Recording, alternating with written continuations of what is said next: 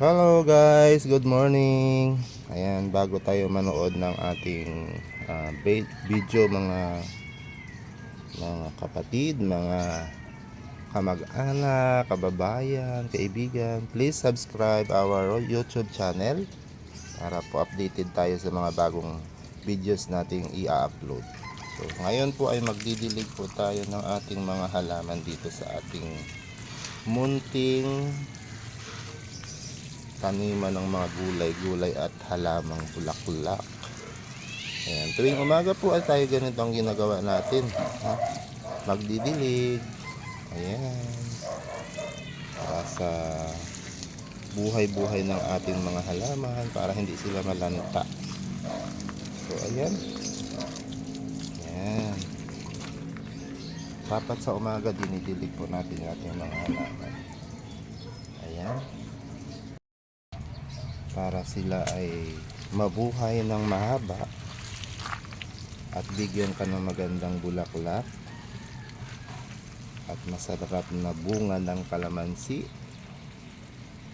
Ayan, diligyan po natin sila ng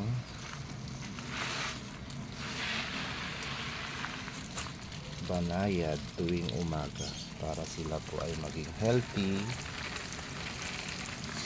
Ayan, alam niyo ba mga kaibigan, ito po ay ano na, marami na maibigay sa aking bunga itong aming munting kalamansi. 3 puno lang po ito, pero pag namunga siya ang dami. So ayun, yung iba nahihinog na lang. Ayan, nahihinog na lang siya doon. Ayan.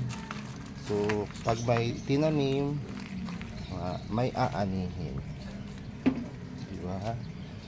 Ayan.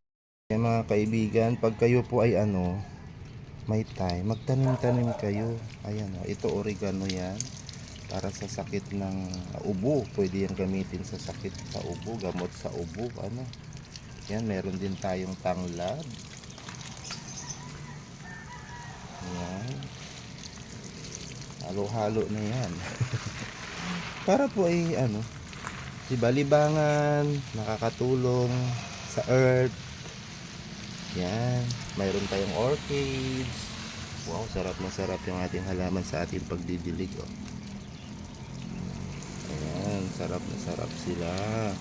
Sabi ng halaman sa akin, thank you father, thank you brother, sa pagbigay ng tubig.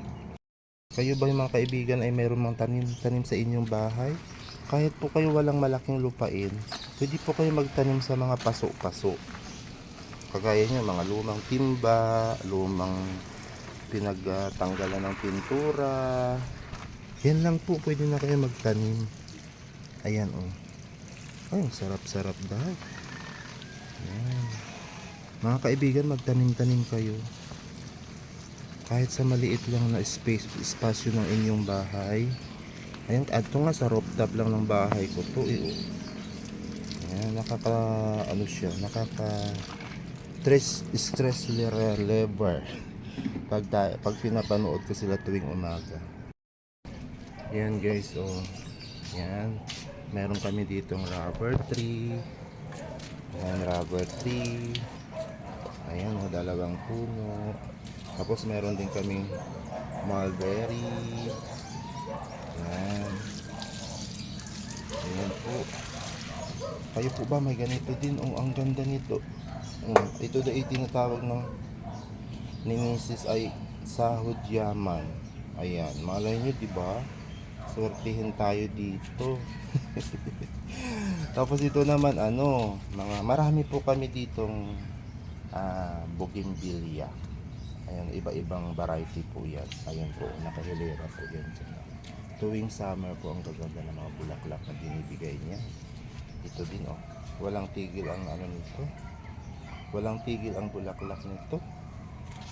Ayan, so madami po kami yung halaman. Ayan Ayan. Please subscribe our YouTube channel mga madam, mga boss. Yan, ayun po. Sino mahilig sa mga halaman? Sigurado nakaka-relate po kayo dito. Ayan, ang ganda nito. Yan, pati pinya, may pinya kami dito. Ayan siya. So madami ha. Kayo din po ha, magtanim-tanim kayo. Kung gusto niyo po, bigyan ko po kayo eh. So nagdidilig ako dito. Libangan tuwing umaga. Ayun oh, mga kaibigan, tingnan niyo po. Ayun oh, ang ganda nito. Yan. Oh, may luya pa. So, may kasabihan nga, pag may tinanim, mayroong aanihin. Oh, diba? May malunggay pa, oh. Ayan, malunggay po yan. Ayan mga kaibigan ha, huwag niyong kalimutan i-subscribe ang ating YouTube channel.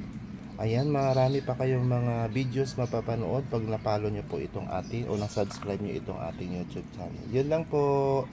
Magandang umaga po. Salamat na marami. Bye bye po.